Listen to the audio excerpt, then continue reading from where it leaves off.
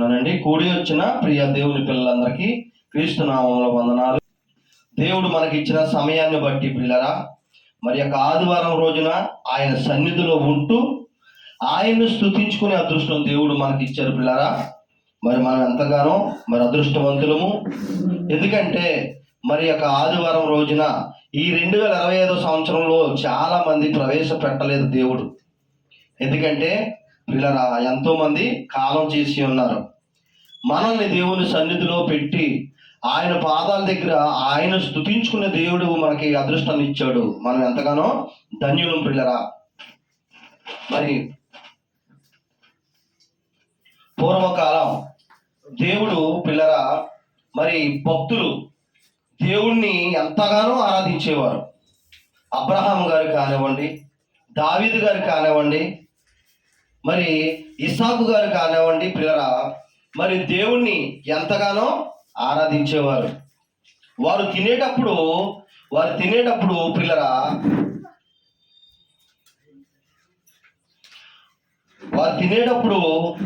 అన్నం తినేటప్పుడు ఒక ముద్ద తీసి ఫస్ట్ దేవుడికి పెట్టేవారు. పంట పండినప్పుడు ముందుగా ఫస్ట్ కొండగా కోసిన బియ్యం తీసుకొచ్చి ధాన్యాన్ని, దేవునికి కొంత ధాన్యాన్ని పక్కన పెట్టేవారు. అలాగే అంజూర పండ్లు కాసిన, ద్రాక్ష పండ్లు కాసిన, వారి వ్యవసాయం ఏది చేసినా కానీ పిల్లరా మొట్టమొదటగా దేవునికి ఏం చేసేవారమ్మా? ఒక పక్కన పెట్టేవారు. ఎవరు ఆలోచన? దేవునికి పిల్లరా ముందుగా ఏం చేసేవారు? ఒక పక్కన పెట్టేవారు. ఏంటయ్యా అంటే నేను అంటాను పిల్లరా, దేవుని మీద ఉన్న ప్రేమ, దేవుని మీద ఉన్న భక్తి, ప్రవక్తలు కానివ్వండి, భక్తులు కానివ్వండి, నీతిమంతులు కానివ్వండి, అపోస్తులు కానివ్వండి, దేవుణ్ణి ఎంతో ఆరాధించేవారు. అలాగని వారి భక్తికి తగినట్టు దేవుడు ప్రతిఫలాన్ని ఇచ్చేవారు. మీకు ఎప్పుడు చెప్తాను, నేను ఏం చెప్తానంటే కళ్ళబుల్లి మాటలు వినకండి, వాక్యాన్ని వినండి. మీరు రోజులో 24 గంటలు కూడా సమయాన్ని వృధా చేయకండి. 24 గంటల్లో కనీసం 1 గంటనా సరే దేవుని ఉన్నతమైన మాటలు వినండి. వాక్యం చదివిన వారు వాక్యం చదువుతూ వస్తే వాక్యాన్ని చదవండి.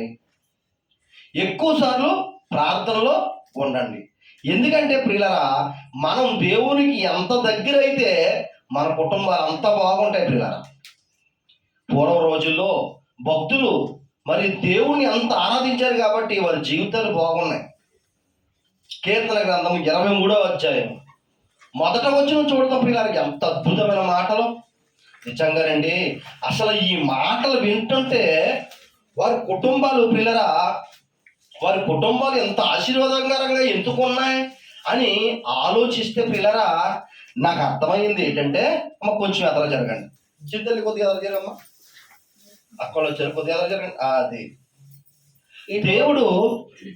దేవుడు పిల్లరా వారి కుటుంబాన్ని అంత ఎందుకు ఆశీర్వదించాడు అని నేను ఆలోచించినప్పుడు ఎవరిని నిజంగానండి పిల్లరా, దేవుని నిజంగా వాళ్ళ హృదయాల్లో పెట్టేసుకున్నారండి. నిజంగా చూడండి ఎంత బాగుందా మాట. చూడండి, యెహోవా నా కాపరి, నాకు లేమి కలుగదు. ఎంత బాగుందండి మాట అసలు. ఏమండి, నా చిన్నప్పుడు అండి పిల్లరా, ఈ మాటలో ఈ వాక్యాన్ని పిల్లలు ఎక్కువగా ఏదన్నా పండగకో క్రిస్మస్కో పిల్లలు ఎక్కువగా చదువుతూ ఉండేవారు. అంతేకాదు ఈ వాక్యపు మాటలు, ఈ లైన్లు కూడా పిల్లలు సండే స్కూల్ పిల్లలు అప్పచెప్తూ ఉండేవారు. అవునా కదమ్మా? అందరికి బాగా నలిగిన వాక్యం ఇది. ఎంత బాగుంది చూడండి. యెహోవా నా కాపరి, నాకు లేమి. అసలు ఏంటంటే ధైర్యం ఏంటంటే అసలు ఏమండి, ఆ దావీదు గారు రాసిన ఈ యొక్క కీర్తనలో దావీదు గారు మాట్లాడుతున్న మాట, యెహోవా నా కాపరి, ఇంకెవరు కాదు, నా కాపరి ఎవరు కాదు. ఎవరంట? యెహోవా మాత్రమే నా కాపరి. ఆయన నాకు కాపరిగా ఉన్నప్పుడు నాకు లేమి ఉంటది. ఎంత బాగుంది చూడండి. అసలు ఆ మాటలో పరమార్థం నేను ఆలోచిస్తే నాకు ఆశ్చర్యం వేసిందండి. మనం చాలా వచనాలు చదువుకుని వదిలేస్తాం, కానీ దాంట్లో ఉన్న సారాన్ని ప్రతిఫలాన్ని బయటికి తీస్తే పిల్లలు అంత బాగుంటుందో తెలుసండి. అమ్మ చదవండి, అంత బాగుంది బైబిల్ నన్ను. యెహోవా నా కాపరి, నాకు లేమి కలుగదు. యెహోవా నా కాపరి, నాకు లేమి కలుగదు. పచ్చిక గల చోట్లను అద్దుకోండి పిల్లలు, ఎంత బాగుంది చూడండి మాట. ఏమండి, యెహోవా నా కాపరి, నాకు లేమి కలుగదు. పచ్చిక గల చోట్లకు ఆయనను పరుండ చేస్తున్నాడంట. పచ్చిక గల చోట్ల. ఏమండి, మనం పొద్దున్న మాటలు కూరగాయలు కొనుక్కుంటాం. ఎవరైనా సరే తాజా కూరగాయలు తీసుకుంటాడా లేకపోతే ఒళ్ళిపోని ఎండిపోని ఇష్టపడతారా? తాజాగా తోటకూర తీసుకున్నాం అనుకోండి, 2 రోజులు 3 రోజులు తెస్తే తీసుకుంటాం. మనం కూరగాయలు తీసుకున్నాం అనుకోండి, ఒళ్ళిపోయి పుచ్చులు ఎత్తే తీసుకుంటామా? తీసుకోం. ఇక్కడ భక్తుడండి, పచ్చిక గల చోట్ల ఆయన నన్ను పరుండ చేస్తున్నాడు. మంచి స్థలంలో నన్ను పరుండ చేస్తున్నాడు. ఏమండి, యెహోవా నా కాపరి, ఆయన నన్ను కాపరిగా నాకు ఉంటే, నా వెనకాల ఉంటే నాకు కొండంత అండా, నాకు ఇంక భయం ఏంటి? ఇదండి బాబు నిజంగా. ఎవరి మనుషులు ఆలోచించవలసిన విధానం ఏంటంటే, దేవుడు మన జీవితంలో ఉంటానండి కొరువు ఉండదండి. అసలు నేను ఉన్నమాట చెప్తున్నాను మీకు. నిజంగా జీవితాలు మన జీవితాల్లో దేవుడు ఉంటే పిల్లరా, ఏమండి, దేవుడు మన జీవితాల్లో ఉంటే కరువు ఉండదు, కొదువు ఉండదు. ఎంత బాగుంది చూడండి మాట. యెహోవా నా కాపరి, నాకు లేమి కలుగదు. పచ్చిక గల చోట్ల ఆయన నన్ను పరుండ చేయును.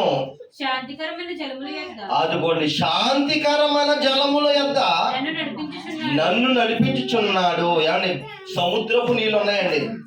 అమ్మా, సముద్రం నీళ్ళు ఉన్నాయనుకోండి, తాగుతో పని చేస్తాయా? ఎందుకు పని చేయవు అంటే ఉప్పగా ఉంటాయి. అలాగని సముద్రం మనకు ఉపకారం లేదా అంటే చాలా ఉపకారం. దేవుడు మనిషికి అన్ని కావాల్సినవి ఇచ్చాడు. నాకు ఇది అవసరం లేదంటానికి లేదు, అన్ని నీకు అవసరమే. ఏమండి, అవునే కదా? ఇదిగోండి ఎంత బాగుంది చూడండి, మాట చూడండి ఎంత బాగుందో పిల్లరా.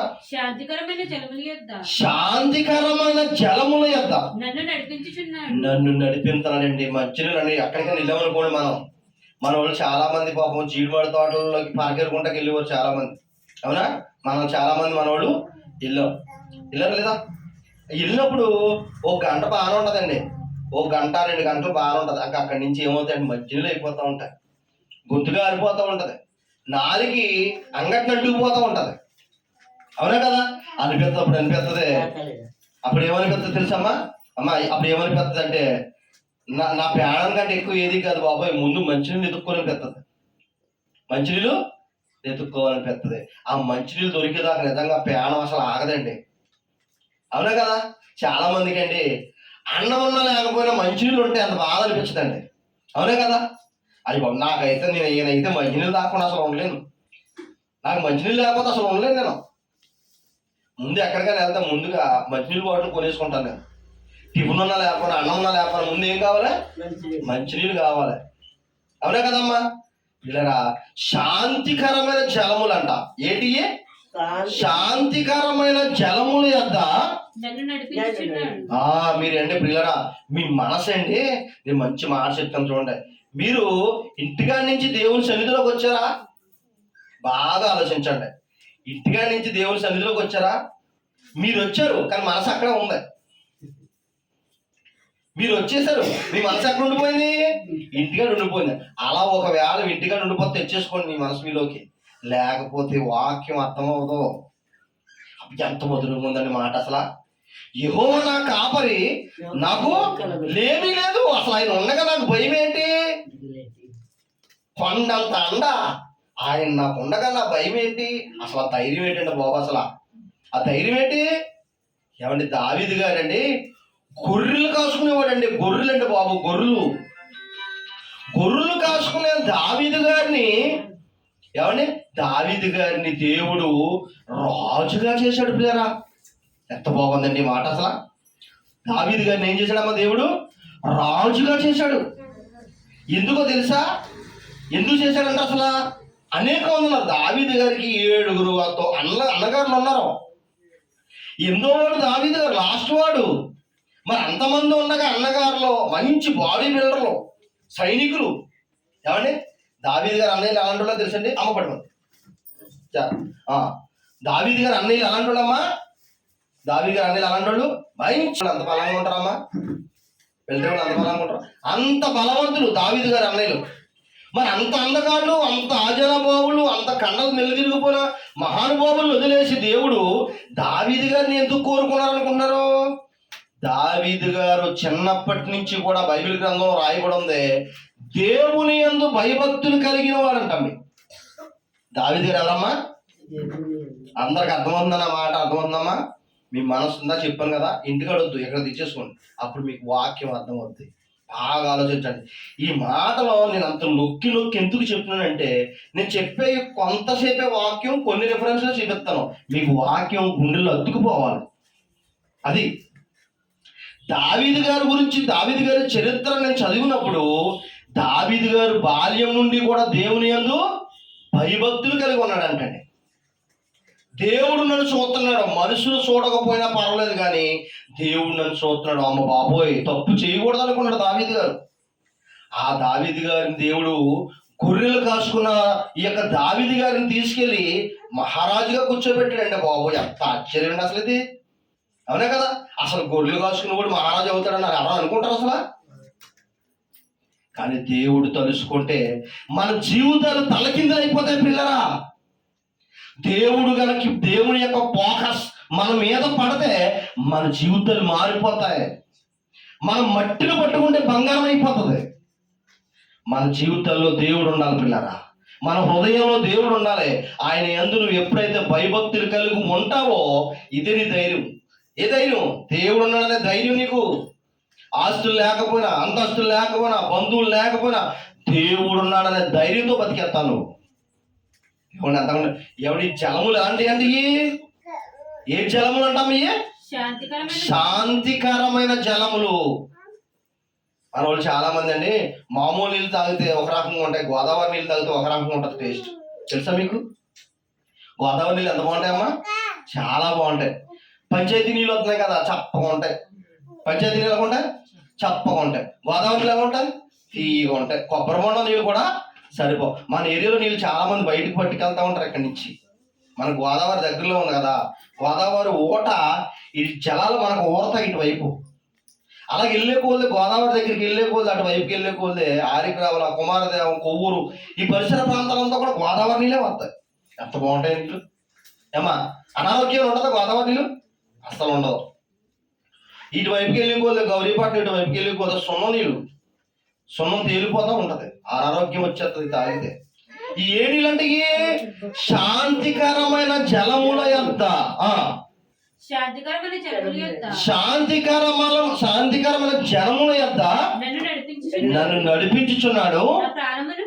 నా ప్రాణములకు ఆయన సేద తీర్చున్నాడు. నాకేం కావాలో, నాకేది అవసరమో ఆయన తెలుసు.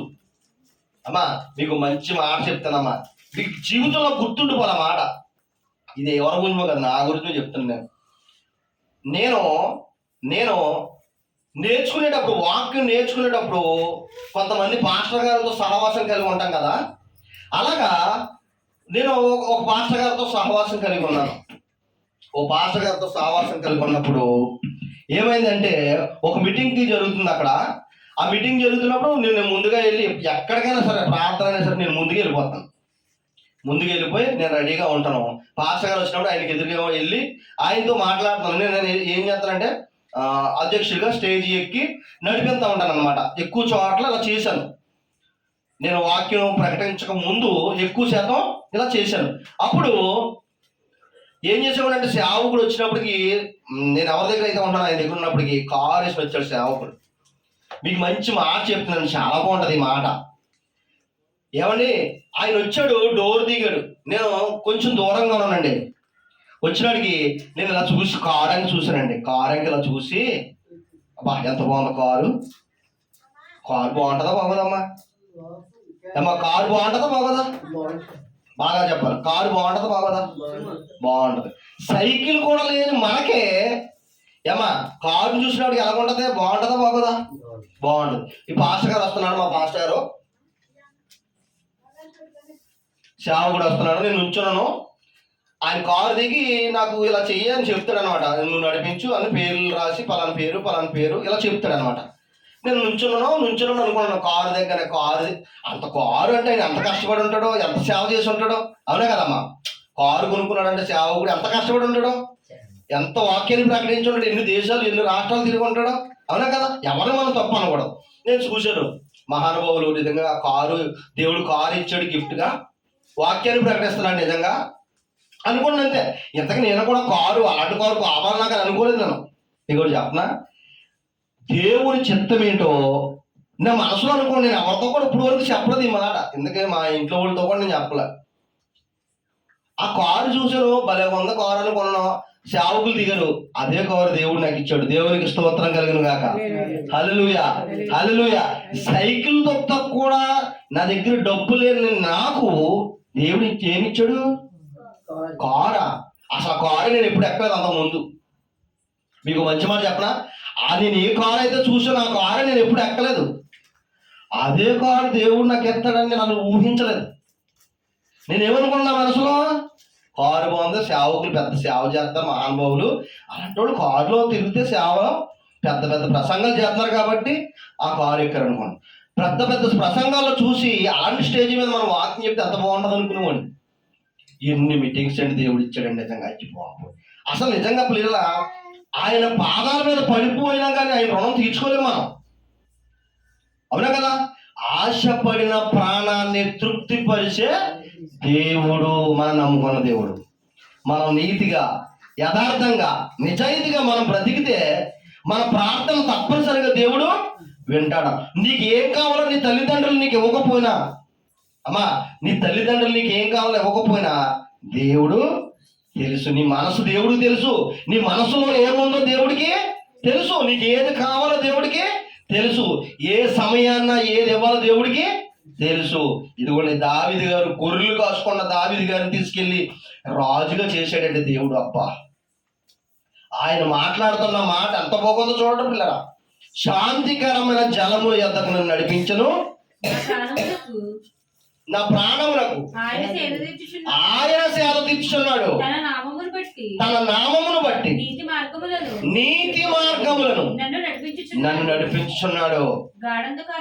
గాఢంధకారపు లోయలలో నేను సంచరించను. బాబు ఏంటండి ఆ ధైర్యం? ఏంటండి బాబు అసలు ఆ ధైర్యం ఏంటి అసలు? గాఢంధకారపు లోయల్లో, అడవుల్లో, అరణ్యాల్లో తిరిగిన నా భయం లేదు. ఎందుకు? నా దేవుడు నా వెనకాల ఉన్నాడు. ఏ చిర్రి గాని, పాము గాని, తేలి గాని నన్ను కొట్టదు. ఎందుకని అమ్మా? ఎందుకు? సైన్యములకు అధిపతి యెహోవా దేవుడు నా వెనకాల ఉన్నాడు.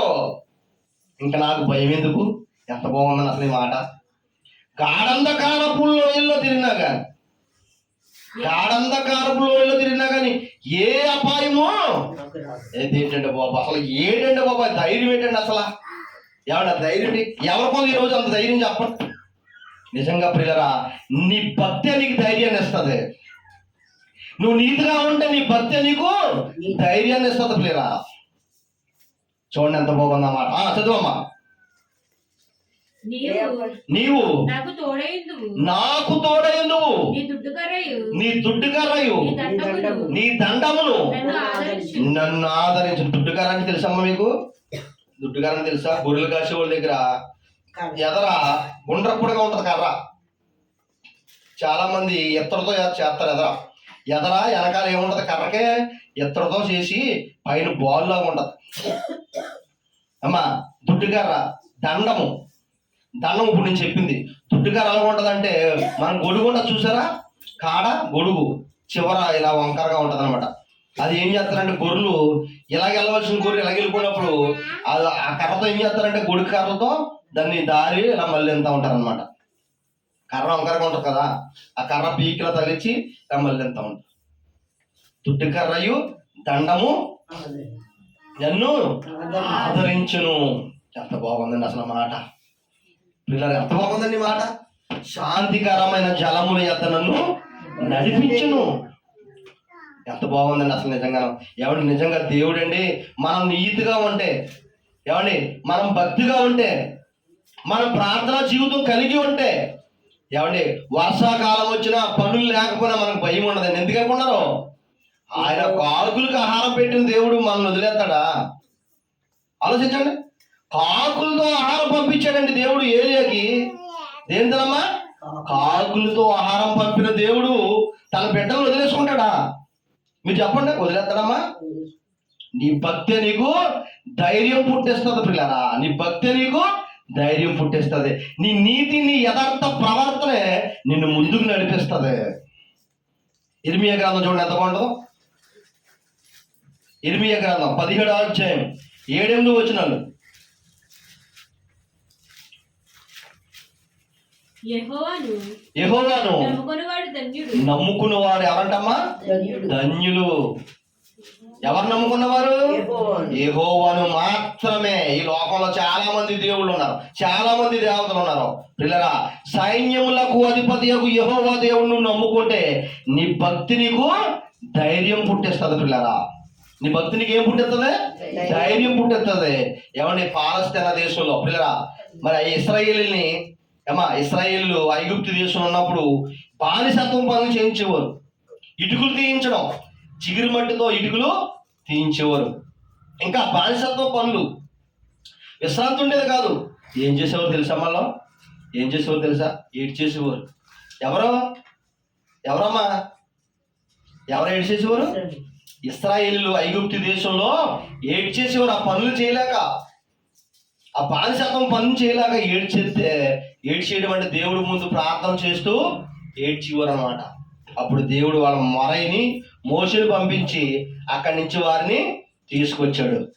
ఎక్కడ తీసుకొచ్చాడు? కానాను దేశం తీసుకొచ్చాడు. పాలు తేనెల ప్రవహించే దేశం. ఆ దేశం పేరు ఏం పేరు? నేను అనుకునేవాడిని పాలు తేనెలు ప్రవహించే దేశం అంటే నిజంగా పాలు తేనెలు వరదల్లాగా వెళ్ళిపోతాయా ఏంటి అనుకున్నాను నేను. నిజమేనమ్మా? పాలు తేనెలు ప్రవహించే దేశం అంటే అసలు ఏంటి? ఈరోజు మీకు తెలియాలి. నాకున్న అనుమానం, నాకున్న డౌట్, బైబిల్ పరిశీలిస్తే నాకు ఒక విషయం అర్థమైంది. ద్వితోపదేశ కాండం 8వ అధ్యాయం 7వ వచనం. పిల్లరా, నీ దేవుడైన యెహోవా నిన్ను మంచి దేశంలో ప్రవేశపెట్టును. అది ఏటమయ్యి నీటి వాగులు. పాలు తేనెల ప్రవహించే దేశం అంటే ఏటమ్మది? నీటి వాగులు. మీకు మంచి మాట చెప్పనా? మన మట్టిని తూర్పుగోదావరి జిల్లా ఆంధ్ర రాష్ట్రంలో ఇటువైపు ఉన్న భూములు ఏమంటారు తెలుసా? నల్ల బంగారం అంటారు. నల్ల బంగారం అంటే ఏంటండి? నల్ల బంగారం అంటే ఏంటి? మట్టి. నిజంగా మట్టి నల్ల బంగారమేనా అంటే నల్ల బంగారం కంటే ఎక్కువ దాని మీద బ్రతికే వాళ్ళు తీరుతుంది అవి విలువ. ఏంటమ్మది? నల్ల బంగారం. అలాగా ఈ యొక్క దేశం పాలు తేనెలు ప్రవహించే దేశం కానాను దేశము పిల్లల అలాంటి సారం కలిగిన దేశం, అంతకంటే బలమైన దేశం. అది ఏముందంట అక్కడ? చదువమ్మా. అది నీటి వాగులును. అది ఏముందంట అక్కడ? నీటి వాగులు. లోయల్లో నుండి కొండల్లో నుండి ఏం వస్తాయంటమ్మా? ఊటలు వస్తాయంట. ఎక్కడి నుంచి? జలాలు. కొండల మీద నుంచి ప్రియులరా స్వచ్ఛమైన నీళ్లు. ఎక్కడి నుంచి? కొండల మీద నుంచి, లోయల్లో నుంచి ఏమవుతాయంట? స్వచ్ఛమైన నీళ్లు. ఏమండి మీకు మంచి మాట చెప్పమంటారా? వాటర్ పుష్కలంగా ఉన్న కాడ పంటలు చక్కగా పండుతాయండి. నీళ్ళు లేని కాడ భూములు ఎండిపోయి నెరలు తీసేసి పంట పండదు. పంట పండకపోతే పిల్లరా మనుషులకి సరైన తిండి ఉండదు, గేదెలకి పశువులకి మేత ఉండదు. దేవుడు ఎక్కడ తీసుకొస్తాడో తెలిసేలే. పాలు తేనెలు ప్రవహించే దేశం అంటే పాలు తేనెలు ఎంత గొప్పగా ఉంటాయో ఈ దేశం అంత గొప్పగా ఉంది. దేవుడు ఇస్తానన్న దేశం అక్కడ తీసుకొచ్చాడు కదా. తీసుకొచ్చిన తర్వాత ఏమేమి ఇచ్చాడో చూడండి, ఎంత బాగుందో మాట. అది నీటి వాగులను, లోయలలో నుండి, కొండలలో నుండి, పారు ఊటలను, అగాధ జలములను గల దేశము. అది గోధుమలు. ద్రాక్ష చెట్లు. విడివిడిగా చదవాలి. యావల వేరు ద్రాక్ష చెట్లు. యావల ద్రాక్ష చెట్లు కాదు, యావల వేరు ద్రాక్ష చెట్లు వేరు. ఓకేనా? ఇప్పుడు చదువు. అది గోధుమలు, అందులో గోధుమలు పండుతున్నాయంట. యావలు, యావలు పండుతున్నాయంట. ద్రాక్ష చెట్లు, ద్రాక్ష చెట్లంట. అంజూరపు చెట్లు, అంజూరపు చెట్లంట. దానిమ్మ చెట్లు, దానిమ్మ చెట్లంట. దానిమ్మ చెట్లు, పండ్లు కలగ దేశము, ఆ ఒలివ నూనెయు, ఒలివ నూనెంట. తేనెయు, తేనెంట పిల్లరా, ఏంటంట? తేనె. గల దేశము. ఇప్పుడు చెప్పండి ఏమేమి ఉన్నాయా? నేను మిమ్మల్ని అడుగుతాను, చెప్పాలి. ఏమేమి ఉన్నాయి చెప్పండి అమ్మా. దానమ్మ పండ్లు, అంజూరపు పండ్లు, గోధుమలు, యావలు. ఇవన్నీ మీకు కూడా చెప్పనా? ఇవన్నీ ఇశ్రాయేలు విత్తనాలు తెచ్చి నాటలేదు ప్రియులరా. ఇవన్నీ ఇశ్రాయేలు తెచ్చి నాటలేదు, నీరు పోయలేదు అమ్మా, మొక్కలు పెంచలేదు, మందు వేయలేదు. దేవుడు ఆల్రెడీ కాపు కాస్తున్న తోటలు ఇచ్చాడు. దేవునికి మహిమ కలుగును గాక. హల్లెలూయా, హల్లెలూయా. కట్టని పురములు ఇచ్చాడంట. వాళ్ళ కట్టని పురములు కట్టేసి ఇచ్చాడంట. ఇప్పుడు చూసారా, రాజశేఖర రెడ్డి గారు కాలనీలు ఇచ్చాడా? కట్టేసినాయి కదా. కొంతమంది కట్టేసుకున్నాయి, కొంతమందికి లోను బిల్లు ఇచ్చి కట్టించినవి ఉన్నాయి కదా. ఇదివరకు పాతకాలం రోజుల్లో కూడా కట్టేసిన కాలనీలు ఇచ్చేవారు. అలాగా దేవుడు ఏమి ఇచ్చాడంటే పిల్లరా, కట్టేసిన కోట ఇచ్చాడు. ఇశ్రాయేలుకి ఏమి ఇచ్చాడమ్మా? పాలు తేనెలు ప్రవహించే కానాను దేశం ఏమి ఇచ్చాడు? కట్టేసిన పురములు. ఆల్రెడీ కట్టేసి ఉన్నాయి. కట్టేసిన పురములు అమ్మా. వీళ్ళ నాటి పెంచని ద్రాక్ష తోటలు, దానిమ్మ చెట్లు, గోధుమలు, యావలు, ఖర్జూరపు చెట్లు, అరటిపళ్ళు. అబ్బబ్బబ్బా, ఏంటండి ఇది? ఇవన్నీ ఎందుకు ఇచ్చాడు తెలుసా? వాళ్ళ దేవుడికి మొరపెట్టారు. అమ్మా, అబ్రహాముకి, ఇసాకి, యాకోబుకి ఇస్తానన్న దేశము దేవుడు అమ్మా వాళ్ళ మీ సంతానానికి ఇస్తానన్నాడు. దేవుడు మాట ఇచ్చాడు, మాట తప్పకుండా ఇచ్చాడు. ఇదిగోండి, మాట ఇచ్చాడంటే మాట తప్పని దేవుడు మనం నమ్ముకున్న దేవుడు. ఎన్నడు మాట తప్పడు. ఇస్తానన్నాడో ఇదిగో ఇచ్చాడు. ప్రపంచంలో అంత గొప్ప బలమైన దేశం ఏది లేదు. పాలస్తీనా, తేను పాలు. మీకు మంచి మాట చెప్పనా, నీళ్లు పుష్కలంగా పడినప్పుడు వర్షాల కోసం ఎదురు చూడక్కర్లా.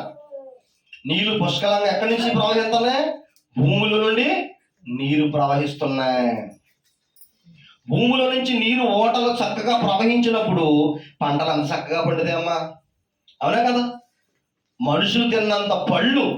మీకు మాట చెప్పనా, ఇశ్రాయేలులు పశువుల కాపరులు. వాళ్ళ వృత్తి ఏంటి? పశువులు కాయడం అన్నమాట, పశువులు మేపడం. గేదెలు, ఆవులు, మేకలు అమ్మా. వీళ్ళకి కావలసినంత గడ్డి, పచ్చగడ్డి.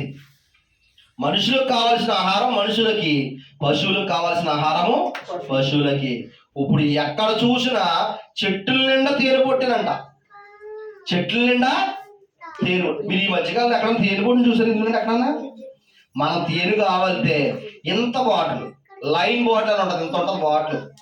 50 రూపాయలు. 50 రూపాయలు ఇస్తే మనకి 5 రూపాయలు ఇస్తారు. ఎంత బాటిల్? అరిచేతిలో పోసుకుంటే ఒక ట్రిప్కి అయిపోద్ది. ఎంత బాటిల్ ఎంత. వాళ్ళకి పుష్కలంగా ఎక్కడ చూసినా చెట్ల నిండా తేనె పొట్లే. అంతేకాదు, ఎక్కడ చూసినా పశువులే, ఎక్కడ చూసినా గడ్డే, ఎక్కడ చూసినా పళ్ళు చెట్లే, ద్రాక్ష తోటలే, అంజూరపు చెట్లే. ఇలాంటి తిండి తిన్న మనుషులకి ఎంత ఆరోగ్యం ఉంటుందమ్మా. అవునా కదా? దేవుడు మంచి భోజనం పెట్టాడా లేదా? అవునా కదమ్మా? మరి పుష్కలంగా పాలు దొరికినప్పుడు ఎంత ఆరోగ్యంగా ఉంటారు మనుషులు. మనం 1 లీటర్ పాలు కొనాలంటే 70 రూపాయలు కొనాలి అక్కడ. అవి కూడా సగం నీళ్ళు సగం పాలు. అందులోకి ఇలా ఏలేడితే నీళ్ళు తప్ప పాలు కావడం మనకి కనపడదేదా? మనం తెచ్చుకున్న పాలు చిక్కగా ఉంటాయమ్మా? ఏముండవు. 70 రూపాయలు 1 లీటర్. వాళ్ళకి అలా కాదు, పుష్కలంగా పాలు. ఎంత బాగుంటుందో చూడండి ఈ మాట. ఏమా, దేవుడు మంచి పండ్లు ఇచ్చాడు, మంచి భోజనం ఇచ్చాడు, మంచి ఆహారం ఇచ్చి మీరు నన్ను స్తుతించండి అన్నాడు. అంతేకాదు, వాడు భూముల నుండి అమ్మా బంగారం, రాగి ఉండ చూసారా? రాగి ఎలా తయారవుతుంది తెలుసా? మట్టితోనే తయారవుతుంది. ఎత్తలు ఎలా తయారవుతుంది తెలుసా? మట్టితోనే తయారవుతుంది. రాగి గనులు ఉన్నాయంట వాళ్ళు ఉన్న ప్రదేశంలో. కిందకి వెళ్తే చదివితే మీకు అర్థమవుతుంది. కిందకి వెళ్ళే పోతే ఉందన్నమాట. ఏమున్నాయంట? రాగి గనులు, ఎత్తడి గనులు. ఎక్కడున్నాయి? మనం నివసిస్తున్న మట్టి అంతా కూడా వాటితో నిండిపోయిందంట పిల్ల. అంత చక్కటి భోజనం పెట్టినప్పుడు దేవుణ్ణి మహిమ పరచుకోండి. ఏం చేయాలి తెలుసా? విగ్రహాల వైపు తిరిగిపోయారు. ఏటి వైపు తిరిగారమ్మా చెప్పాలి? ఏటి వైపు తిరిగారు? విగ్రహాల వైపుకు తిరిగిపోయారు. దేవుణ్ణి స్తుతించవలసిన వీరు అమ్మా కడుపు నిండగా అన్నం తినేసి ఆరోగ్యంగా ఉండి దేవుని స్తుతించి, నాయనా మా కడుపు నిండగా అన్నం పెట్టావు, నాయనా కడుపులో పేగులు కదలకుండా కడుపు నిండగా అన్నం ఇచ్చావు, మంచి ఆరోగ్యం ఇచ్చాను, నీకు వందనాలైనా దేవుని పాదాల దగ్గర ఉండాలా వద్దా? అలా ఉండకుండా పిల్లరా వీళ్ళు ఏం చేశారు తెలుసా? విగ్రహాల వైపుకి వెళ్ళిపోయి మమ్మల్ని ఆ ఎగుప్తి దేశం నుంచి తీసుకొచ్చిన దేవత ఇదే దేవత అని చెప్పి గడ్డితో బొమ్మలు చేసుకుంటాం, ఏమా బంగారంతో దూడలు చేసుకుంటాం. ఇయే పనులు. దేవుడు కళ్ళ ముందు ఆశ్చర్యంగా బండవ నుంచి నీళ్ళు ఇచ్చాడా? ఆశ్చర్యమే కదా? ఇశ్రాయేలు తాగడానికి 10 లక్షల మందికి బండన కొడితే నీళ్ళు వచ్చినాయండి బాబు, ఆశ్చర్యమే కదా? ఇలాగ కడుపు నిండగా అన్నం పెట్టినప్పుడు దేవుని మహింపరచలేదు, దేవుని స్తుతించలేదు పిల్లరా. అమ్మా గుండెల మీద ఎక్కించుకున్నాడు దేవుడు. గుండెల మీద పెట్టుకుని చూసుకుంటే గుండెల మీద తన్నెళ్ళిపోయారు ఇశ్రాయేలీలు. గుండెల మీద తన్నెళ్ళిపోయారు. అన్యజనులు అయిన మనకి కూడా దేవుడు రక్షణ భాగ్యాన్ని ఇవ్వాలనుకున్నాడు. ఎవరికమ్మా? అన్యజనులు. అప్పుడు మనంతా అన్యజనులు ప్రాంతం అంతా మనల్ని దేవుడు హక్కున చేర్చుకోవాలనుకున్నాడు. ఆ ఆశీర్వాదాన్ని ఇశ్రాయేలుకి ఇచ్చిన ఆశీర్వాదాన్ని మనకు కూడా ఇవ్వాలనుకున్నాడు దేవుడు. ఇర్మియా గ్రంథం ఇప్పుడు చదవండి, అంత బాగుంటుంది. 17వ అధ్యాయం 7-8 వచనాలు వచ్చినాయి. ముగించుకుందాం, త్వరగా చదివి ముగించుకుందాం.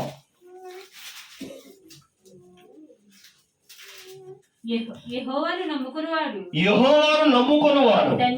ధన్యుడు, యెహోవానికి ఆశ్రయముగా ఉండును. వాడు జనముల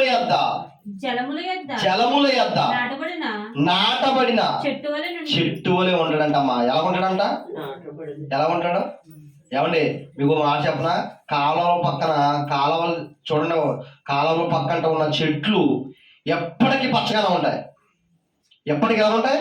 పచ్చగా ఉంటాయి. ఎవరైనా వెళ్ళి నీళ్ళు పోయి అక్కర్లేదు, వర్షాలు రాకపోయినా దానికి భయం లేదు. ఎందుకని? వాగు పక్కన ఉంటాయి, చక్కగా పచ్చగా ఉంటాయి.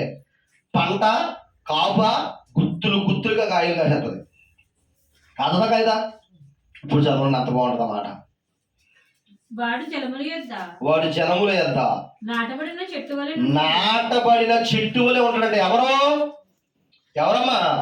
యెహోవాని నమ్ముకున్నవారు, సైన్యములకు అధిపతి యెహోవా దేవుని నమ్ముకున్నవారు, తన కుమారుడైన యేసుక్రీస్తు నామములో ఎవరైతే బాప్తిసం తీసుకుంటారో, ఎవరైతే రక్షణ పొందుతారో, ఎవరైతే ఈ సైన్యములకు అధిపతి యెహోవా దేవుని నమ్ముకుంటారో వాళ్ళ కుటుంబాలు ఎలా ఉంటాయంట?